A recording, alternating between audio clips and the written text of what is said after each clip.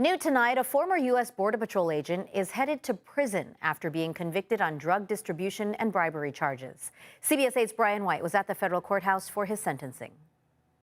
The level of betrayal here is a reflection of Mr. Hernandez's greed. 55-year-old Hector Hernandez sentenced to 7 years and 3 months in prison today after admitting he took bribes to smuggle narcotics and people across the U.S.-Mexico border while on duty. Public servants take an oath, and when we take that oath, we honor it and we stand by it. Nearly 4 months ago, Hernandez pleaded guilty to receiving bribes and attempted distribution of methamphetamine. He admitted to using his role as a Border Patrol agent to open restricted border fences to allow people to illegally enter the United States in exchange for cash payments of $5,000 per opening. Later on, he was offered $20,000 to move narcotics. And in that particular instance, he picked up a bag of methamphetamine from the United States-Mexico border and carried it to his residence.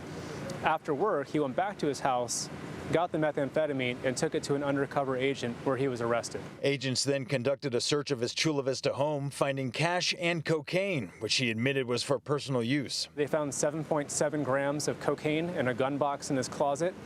And then in various areas of the master bedroom, they located a little over $131,000 of U.S. currency. He admitted at least $110,000 of that cash was from proceeds he received in connection with his narcotics trafficking and bribery activities.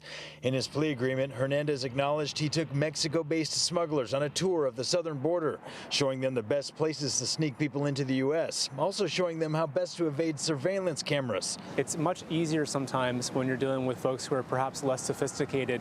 So when we're talking about doing this with law enforcement, we have to be very careful and surreptitious with our methodology. According to U.S. Attorney for the Southern District of California, Tara McGrath, Hernandez's corruption is not a reflection on the nearly 2,000 Border Patrol agents serving in the San Diego sector. They put their lives at risk by going out into the snake-infested heat of the sector and the area where they patrol.